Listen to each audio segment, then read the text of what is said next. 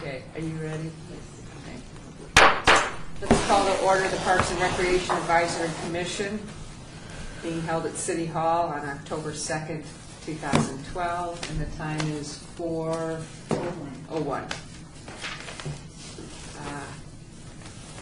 As noted on our agenda, items may be taken out of order, presented at the discretion of the chairperson. Two or more agenda items for consideration may be combined, and any item on the agenda may be removed or related discussion may be delayed at any time. Item 2 is the announcement regarding the compliance with the open meeting law. We are in compliance. Okay, and May I do the roll call, please? yes, go ahead. Member Armenian? Present. Member Lee?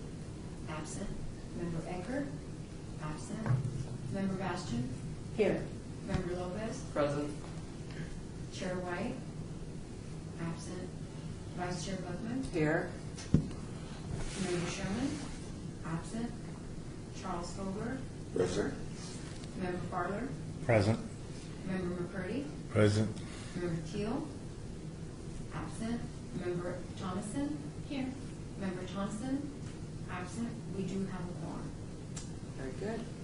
Then we'll proceed to item 3, which is public comment. During this portion of the agenda must be limited to matters on the agenda for action. If you wish to be heard, we ask for your name for the record. The amount of discussion as well as the amount of time any single speaker is allowed may be limited. Do we have anybody from the public that would like to address the advisory board? Please step forward and state your name. Martin Williams. I'm here on behalf of the Las Vegas Disc Golf Club. Had a fortunate experience enough to go to LA a few weeks ago and play on a course that was a shared ball golf / disc golf course, and it was a wonderful experience. And I'm wondering if we can try to bring something like that to Las Vegas.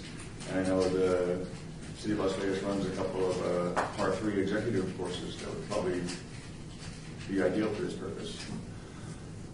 I'm kind of ask that you guys consider present with that. So you want to generate that activity locally. And do we have any comment from staff on this? Schwartz? It's just something we can look into. Well, our courses, okay, and our courses are privately run. Although the city does own the land, they are operated by an outside group. But that's not to say that's something that they would consider. So it would have to be probably under their advisement. Would you have Director or Deputy Director Zimmerman contact this gentleman Absolutely. and see if we can facilitate a meeting between you and perhaps the facility run? That'd be great. And then we can Yep. hear back on that. Then you can come back and let us know what happened. Yeah. Is there anybody else from the public that would wish to comment at this time? Well, we thank you for coming to us and appreciate the suggestion for the activity. Item number 4, for possible action to approve the final minutes by reference of the regular meeting of September 4th, 2012. They were sent to everybody. Is there a motion? I'll make the motion that we approve the minutes as previously read by each member that was emailed to Or sent? or sent. Yes. And we have a support. All in favor say aye. Aye. Opposed? Abstentions? Okay, motion carries. Number 5 on our agenda is report for possible action from the detention and enforcement regarding park issues at city facilities and parks in all wards. Hi. Is this from here, or? Yes, sir, just Okay. give your name for the record. I'm Sergeant John Donahue with the Las Vegas City Marshals.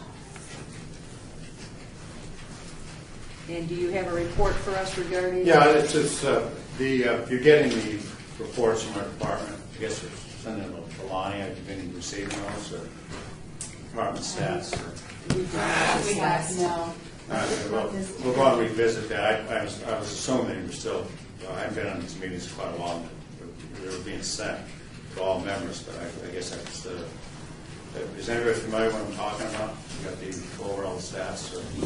Yes, could you summarize briefly what you Well, have? what I wanted to do, I just wanted to cover some things. I don't have that information because I assumed you had it, but We have a special enforcement team, and they started using social media as a way to issue media alerts to help catch suspects sooner. In part with the CLB Office of Communications, we've been able to more actively involve the public in assisting us in identifying suspects and continuing to keep our city safe. The project is still in its beginning phases and keeping with the advancement of modern technology. Our first case that we put through with that involved over at Freedom Park on September 16, there was an auto burglary and involving two female suspects.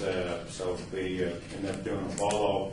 And I'm going to pass this picture on to persons of interest in an ongoing auto burglary, unlawful use of credit cards investigation. An auto burglary occurred at the Field of Dreams located at Freedom Park, 850 North Mojave Road. We went ahead on the 28th and submitted a warrant for arrest for these two individuals. And we got information. We had about 12. When we put it through the city communications, we had about 12 tips. 7 of them panned out. They were good tips. And one of the tips, we found out these people, both these women are presently in Arizona. So hopefully the warrants will catch up to them and make an arrest on those charges. Another thing, it looks like we're making progress, and we're talking about putting a crime hotline for report crime, anonymous crimes, posting them in our city parks and facilities. There'll be a metal sign, and anybody who wants to report a crime or have information about a crime. So we're hoping to post these at our city facilities and parks in the future. As far as the overall the statistics I'm aware of, that the month of August, as far as September, this last month, our crime statistics have dropped, but although they might have increased in severity. Just to give you an idea, if I could do some highlights here of what happened last week.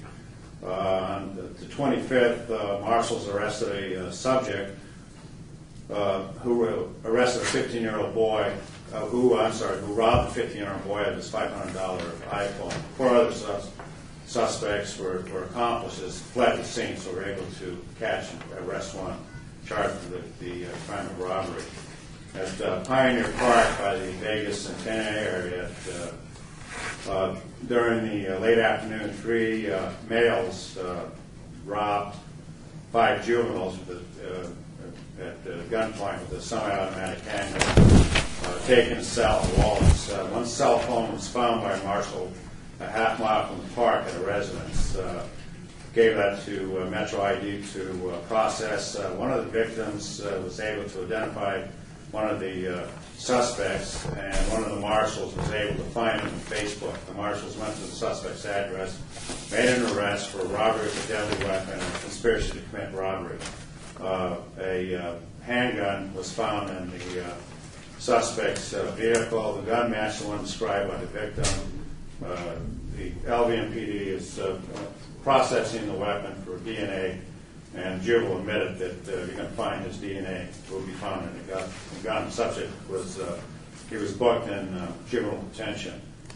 And just this last Sunday, we were talking about the 29th. Again, this is over at Kellogg's there. There was a home invasion by the apartments across the street. The marshals were able to arrest one of the suspects and found stolen property by the track there, the walking track. A second suspect was arrested by Metro at a different location. Since this occurred outside city property on the apartment complex, that was turned over to Metro to follow up. And then this Sunday, we arrested a subject for over at Floyd Lamb Park on the 30th. He was charged with DUI accident with substantial bodily harm, battery with a deadly weapon, reckless driving, driving suspended license plate, weapon in a park, a gun, narcotics paraphernalia. Suspect hit a patron in a park with a vehicle traveling at a high rate of speed. Marshals located the suspect after he wrecked his car by hitting large decorative rocks near the toll booth located at the entrance of the park. The car was totaled. The victim was taken to Centennial Hills Hospital for immediate surgery on his right broken hip. It was a reserve group, and I understand they got in an argument about the price of bread in Armenia. And I'm not kidding, that's what really happened. It's an Armenian group. They got an argument about what was going on in the old country. They tried to calm this one individual down. He got in a car, went around at a high rate of speed on the parking lot, hit one of the other patrons that went up in the park, and by the walking track, people had to pull their kids out. Witnesses said he actually hit a berm when airborne, and zoomed around. It was easy enough to find the toll booth when we finally arrived and made the arrest. Metro Motors showed up and gave us assistance, but it's primarily our we hadn't made the arrest for the charges I just named. So we had a pretty active last week. Well, thank you for that enlightening report. If there's any questions for the sergeant, please address them through the chair. Through the chair? Yes. I'd like to ask the sergeant particular questions in reference to Libertha Johnson Park and Doolittle Park and James Gay Park and H.P. Fitzgerald Park and the parks in that particular area. How's the crime rate since Metro's having a lot of crime in that particular area in reference to gang members getting out of Nevada State Prison and having a rival, combative situation with you? What are you all facing in city parks? But yeah, each one of these parks may have different issues. So Liberta would be more gang-related issues, and Doolittle, we were just doing regular patrols. We have an ongoing issue over at James Gay Park. We're starting to do an evaluation. One section of the park is Children's Park. The other half is homeless. So we're doing regular inspections. We do DPAs and a joint Metro City Marshal with social workers trying to do outreach. I'm thinking, well, I don't want the cat out of the bag. We're just going through a process right now, and we may end up doing some plainclothes details in some of these areas as well. Because the uniform officer is going to catch so much, they have enough time to clean up if there's any kind of drug dealing in the park or any other things that shouldn't be happening. So we're probably going to eventually start doing some surveillance with our special enforcement team. I'm going to put in a written request, especially in the Libertha Johnson Park. That's the woods area, and I'm going to put a request in that you all do some surveillance in that particular area. I'm also going to talk to Captain Burns to get, the gang unit to help, assist, because I happen to live there in that area, and so therefore I go to these Bolden Command area meetings. It's myself and Lieutenant Barney, which I think he was here the last time. We switch here, try to cover each other's meetings. It's my turn here, and I'll bring up your concerns at the next Bolden Command meeting, which will be next Tuesday. Yeah, because I have a very good relationship with Metro because I used to work there. Right, I understand. I remember. So. Anybody else have questions or comments? Yes, Madam Chair. I have a question. How do we sign up for these alerts? I think you mentioned that you guys are sending out some sort of... It's going through... I'm going to have to get specific information because I talked to the SEC guys. They didn't quite know what the process is, but I have to talk to City of Las Vegas Communications Office and see how they're doing this exactly. Because when I put the question because I knew that question was going to come up, and it wasn't forthcoming from my guys, so I'm going to have to find out. But next time around, I'll get that answered for you, and I'll let you know. All right, thank you. Right. That is a good question, because I was wondering the same thing. Excellent. Okay. Any other questions, comments? Through the chair, I'd just like to say you guys did a very good job. The city marshal did a very good job assisting in the special detail at Desert Pines. Yeah, thank you very much. Desert Pines High. I'm very impressed with unmarked cars that you guys have now, those really nice black sedans. I really like them.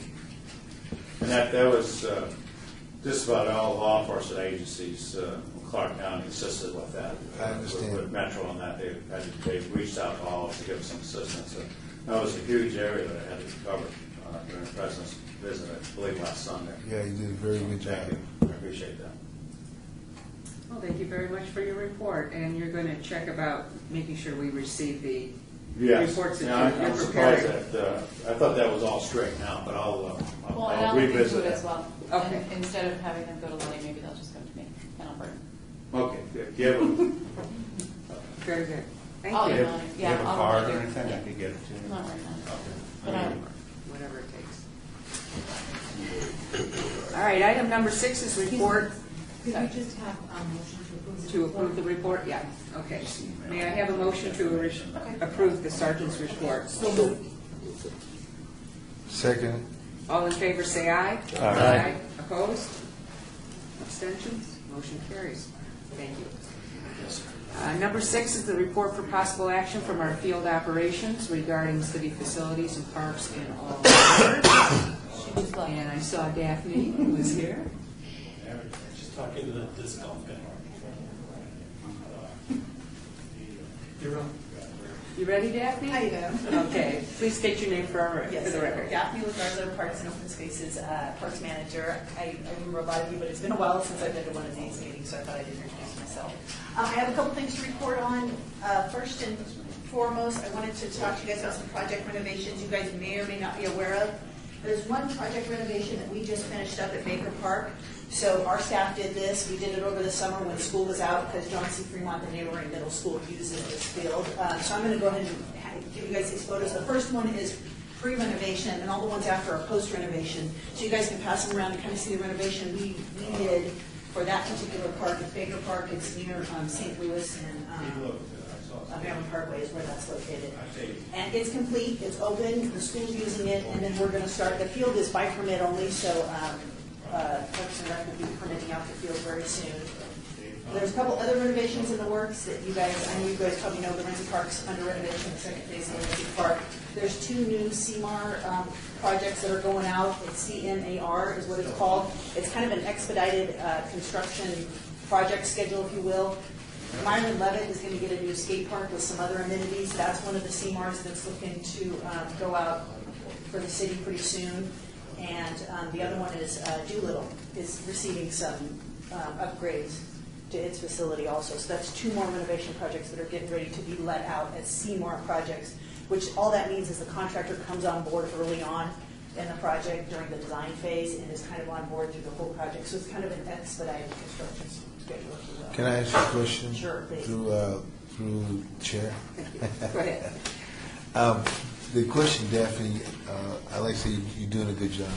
And on the Doolittle, do you know about what time this is going to,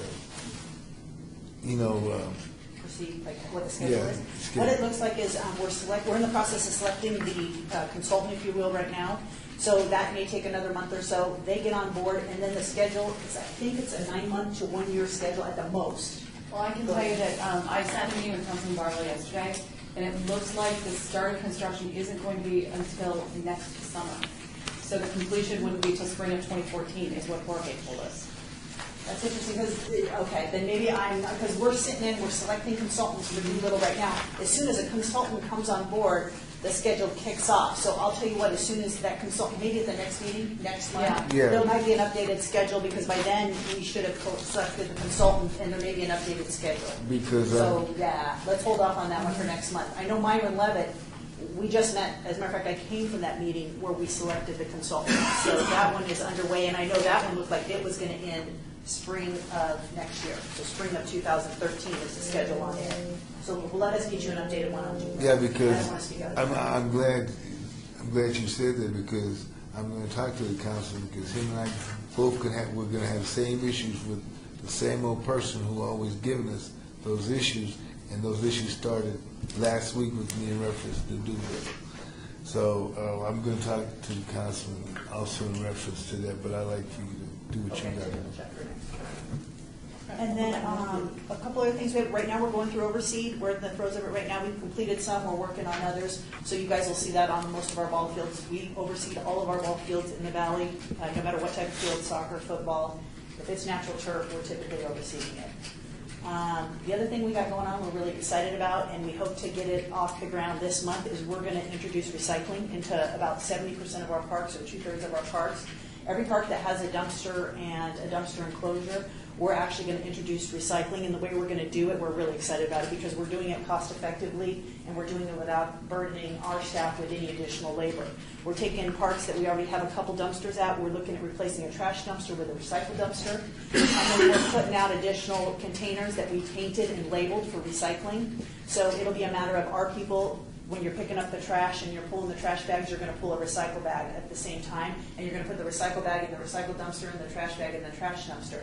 So we're not looking at additional labor for the most part, and we're looking at being able to recycle throughout 70% of our parks. So we're really excited about this. As a matter of fact, Channel 13 came out to the park and did a little story, and we're hoping to get it implemented. We still have to get the cans. We have to stencil them so people know which cans are which, but we're looking to have it all in place hopefully by the end of this month, maybe the end of November at the latest. So really excited about that. So look out for that, and anything you guys can do to promote that would be helpful. We're basically pretty excited about it. And then I think that's about it. Oversee recycling. Are there any questions about anything going on in the park or any maintenance? Yes, question, thank you. What is the status on Circle Park's renovations? I had a meeting with councilmen with a couple engineers. This was like maybe a couple months ago, and my understanding was construction was to begin next year or to finish next year? And when will they begin construction? Yes, is the question. Is there a I timeline don't on know. that? No, I don't know Circle Park. That's a public works project. Yeah, I haven't We can look seen into it. anything on that, but that doesn't mean there isn't some Right. plans in design. I haven't been invited to any meetings yet, and sometimes they might not involve maintenance until they get close to 90% or further down the road.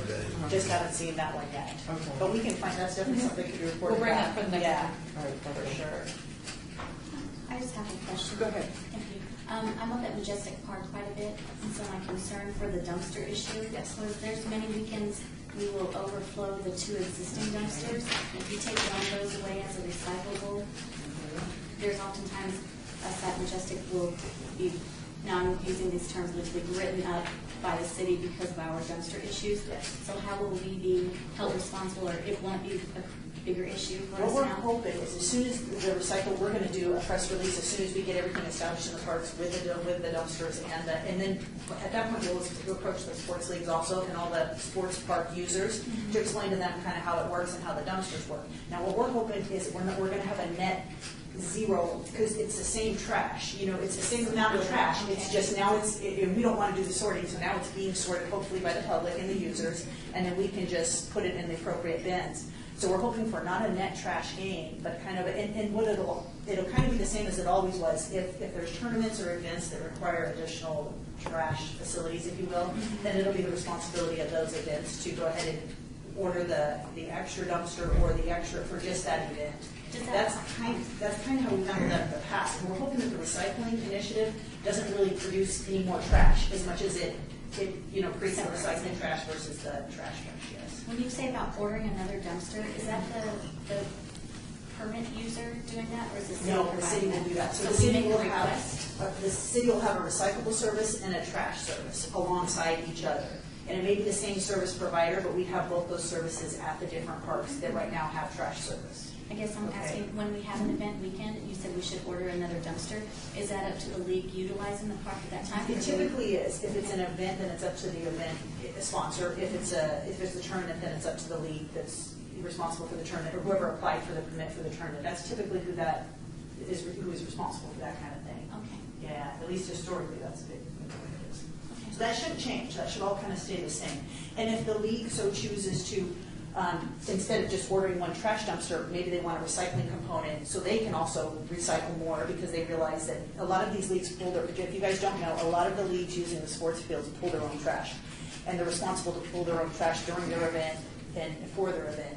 So if there isn't enough recyclable capacity at the park, that's something we need to talk to the sports office about, whether or not those leagues want to, in addition to a trash dumpster, if you will, that they usually typically order. They may want to do the same with the recycling.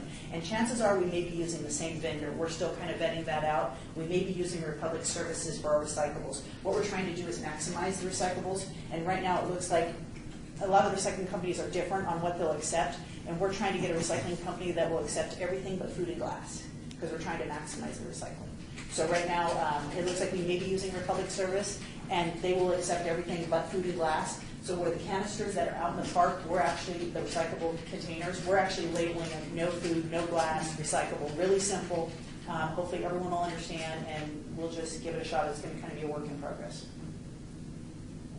Any other comments? Who benefits from the recycle? In the end, the city benefits for sure, because it's going to be more cost effective to do the recycling. It's the right thing to do, but it's also going to be more cost effective. The recycling service is going to be less than the trash service. We anticipate the cost is going to be less. And like I say, there's very little additional labor to our staff and very little initial the canisters we're using in the park are very cost effective. There are barrels. We're painting them, so the paint costs are negligible. As a matter of fact, we had a volunteer project in the park not too long ago. McDonald's came into Rafael Rivera. They did a project. We took a bunch of our cans out there so they could paint them for us. So we're trying to, like I say, as cost effectively as we can, initiate this program and implement this program. And so there's really very little startup costs. And we actually anticipate savings on the service end of it. We anticipate the recycling service is going to be more cost effective than trash services. So, Does the city benefit from any proceeds from the aluminum recycle? No, that's a completely separate thing. This is more of a. I don't think at this point there's any actual. We're just trying to save the landfills. Yeah, I think that's more the recycling initiative. Now there is another recycling initiative citywide that may end up in the park. It's just it hasn't gotten to the park yet, and that is tied to advertising on the recyclable containers. So that's where the city does receive revenues off the recycling on the containers. That just hasn't made it into parks yet. Now, if that does make it, if that contract makes it into parks, then that may supplement what we're doing right now for recycling. And that's kind of an additional revenue that the city's looking at producing there. Does that make sense? Yeah. Okay. Well, and then It's just as a another follow-up to that, initiative. if that happens, what's to keep people from going and, I mean, a big problem we have in our neighborhood, my neighbors don't want to put their cans out because People go through them. they take them. Yes. So what's going to, what would stop them from going to the parks and doing the same thing? Right now, nothing is going to stop them from going to the parks. And that's okay, because right now, actually, hopefully they'll be a little neater about it, because we've already sorted it for them. Hopefully it's just a matter of taking the bag, and if that's the bag they want to take, if it's got what they want in it, then, that makes our job a little easier, and that's less for the recycle company to pick up. That shouldn't be a problem. Okay. We don't anticipate that having an impact on us one way or another, other than it might be neater, because today they might have to dump the trash can to find what they need, and then they might not be so kind as to put it all back. So. Right. Okay. Thank you. Everything that Commissioner Farler just said, we've been experiencing. I've been working the senior tournament at Lorenzi. Oh, yes. So all of the trash that we put in, our friends who come along Yes. grab the bag, dump all that they don't want out into the can, which makes the can foul, and then takes all the recyclables. So yeah, our trash is cut a little bit, but I think it's going to be a what's long. left is horrible. and Yeah, we're and I think dealing it's- with that. It's going to be a long learning curve for the public. There's going to be a learning curve. I don't know how long it's We going to can be. There's gonna be a facilitate learning them curve. taking the cans a little easier Yeah, and leaving maybe the bags. just double that. That would be better. So, and we're actually We've looking bagged at, it for you. we're looking at color coding the bags, so it's really clear to our staff when they're pulling trash and they're throwing it in the back of the truck, the recycle bags are one color and the trash bags are another color. That's great. Anything else for Daphne? All right, we need a acceptance of the report. A motion, please. Motion. No motion. Second. All those in favor say aye. Aye. Opposed? Abstentions? Motion carries. Thank you, everyone. Thank you. Thank you. We're on item number 7, report for possible action on Parks, Recreation, and Neighborhood Services Financial Aid Program Awards. And who's presenting? Mike Hoppenhorst in the Business and Admin Unit. Give everyone a handout. a little bit of history on the financial aid funds. Several years ago, when we were downsizing, we had to lay off 50 employees, which was hard enough. And then with that layoff also came a closure of a number of community schools. The community schools, as you may be aware, were sort of like, I like to compare them to the school district at an elementary school. The elementary school also has a PTA. And that PTA is a 501c3. They really have a relationship with the school, but they're still separate. Same thing with the city of Las Vegas. We have these community schools which were nonprofit, and they had their own relationship. They had their own 501c3 board, and they also had funds. So when we were in the process of closing these community schools, we also had to close we had to work with the boards and to see if they wanted to stay active or if they wanted to dissolve. Several of them wanted to dissolve, and several of them wanted to stay open. So I worked with the board presidents to dissolve properly versus just hanging a sign up on the door, we're closed. So we closed the community schools that wanted to dissolve, and then working with the board presidents, some of them had funds, up to $80,000 and even higher. So a lot of the community schools in the day, and when they were in existence, they would provide financial aid to their neighborhood residents that were in need. And they would, go to the board and they would, say, hey, I'd like a scholarship for my son, daughter to enjoy the summer camp or whatever it was. And a lot of the boards did that. So to carry on that legacy, a lot of the boards donated some money to the city to carry that on. And they said, Mike, administer that and make sure it goes to neighborhood kids that are in need. So we had an existing program, the Community Block Grant. That also provided financial aid for in-need families.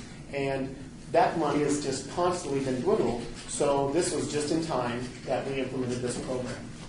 By the time the community schools actually closed, we were able to receive $140,000 for this financial aid for disadvantaged children, which was great incentive for our department. And just last month, September 1st, we actually implemented this program for the first time. The application that's before you, the first page, is just essentially that. It's the application that applicants would fill out, and there's a lot of supporting documentation that is required. The sites will scan that information into a secured folder. We have several staff that review it and award some type of financial aid. The second page is our actual income guidelines that indicate where their income falls in their household, how many family members they have in their household, and then we award them some type of percentage off on our recreational programs. And it's just been a great program to date right now. Just for the last 4 weeks, we've had over 100 individuals that we've accepted, and they are receiving some type of financial aid just within 4 weeks. So it's been a great process. And again, like anything, there's a learning curve with that. We had to change a few things in the policy and procedures, but overall, it really has been implemented very well. So I just want to report on that financial aid fund is going well. The community block grant funds are no longer in our department. We're not dispensing them as financial aid since we have this in existence. So it's been a good process, and we're continually providing financial aid. Good. Any questions for?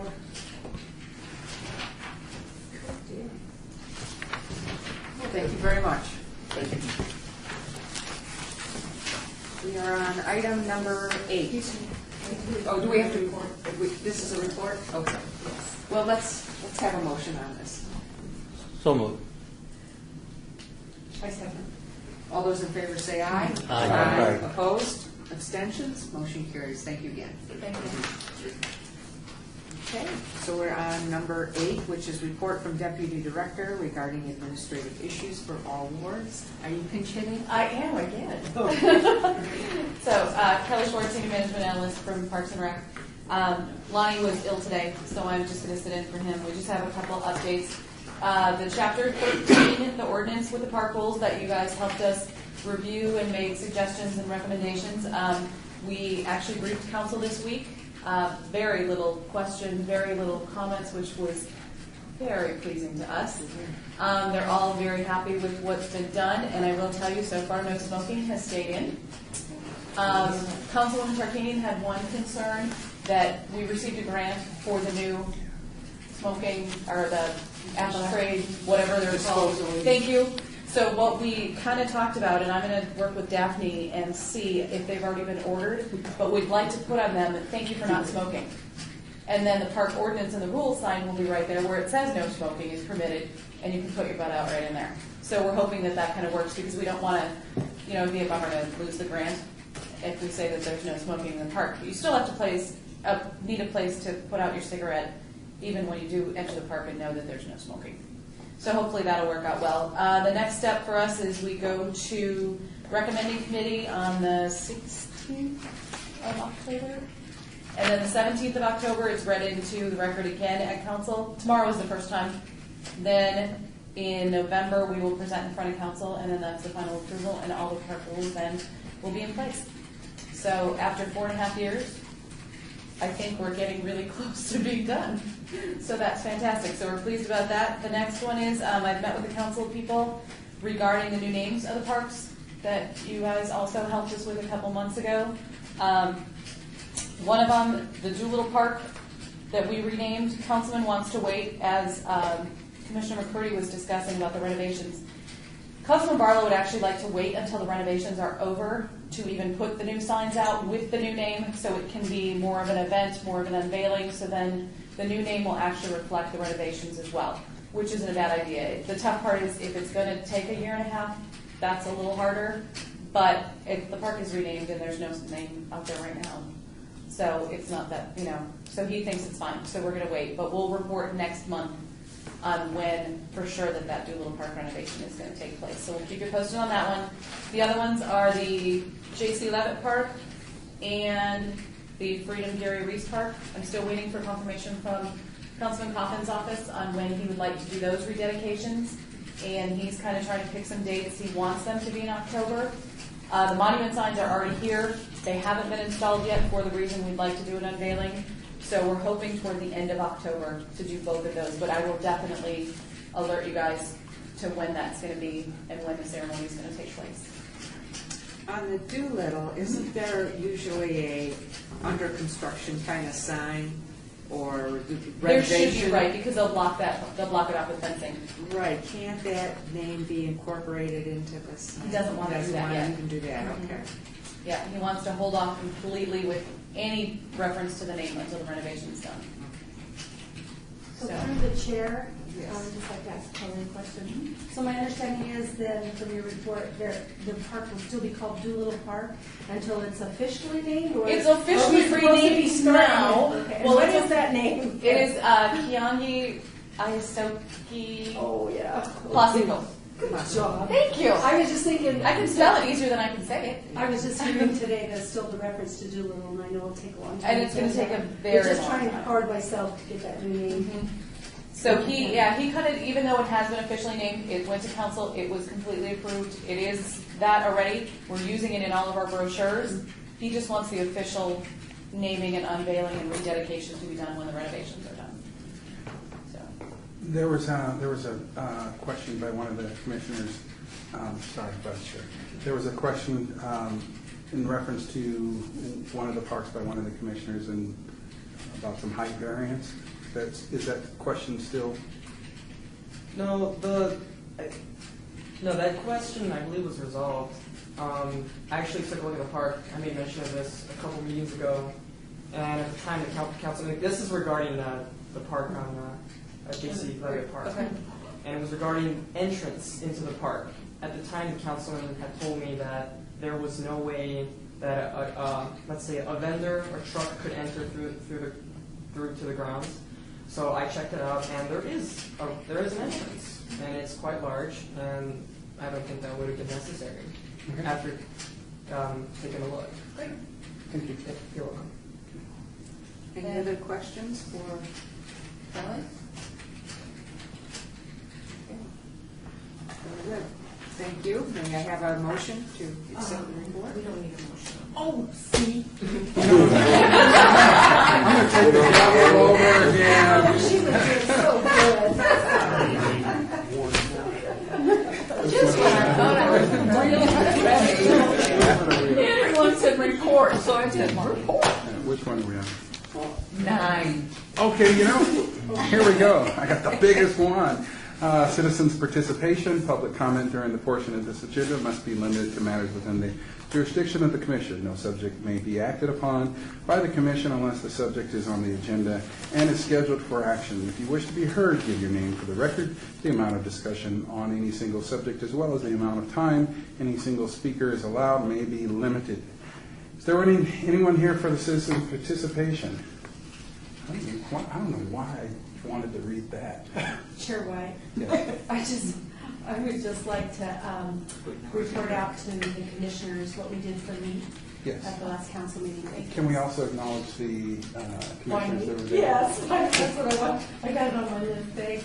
I just wanted to let the commissioners know how much Lee Hanahan and her family valued and appreciated her being honored at the last council meeting for her 39 years of service. So those commissioners that were here last month had an opportunity to sign a card, and that was given to her. And then we gave her, on behalf of the commissioners, just a little silver heart, and it had her name recognized on there, and then some flowers that kind of were part of her contribution to the Rose Garden and all of her gardening experience that she had done over the years. So she was honored at council meeting. Really appreciate Commissioner Armenian and Mike Aker for being there, and Malcolm and myself. And so I wanted to let you know that her family and we sent their warmest regards and appreciation to you as well. So it was a really nice way to honor her for her service. So thank you, everybody. And for those who have KCLV, or if you have what is it, Cox Cable? Yes. Watch KCLV. I did And watch have a the radio. question about that. I did record it because I wanted to watch, see just how fabulous we did. And the first couple of times I recorded it, didn't have it on there. I had to go to the internet site. The whole part on ceremonial was omitted, so I don't know if that was just a early on problem. Yeah, or maybe it's my own TV glitch. Well, then you can go on LasVegasNevada.gov Yeah. and you can look at the last time council meeting. Just in and watch case it was a personal home glitch with my own DVR. And it is our attempt to acknowledge every commissioner that shows up at these, between Billy and myself. Yeah. We attempted to do that, and it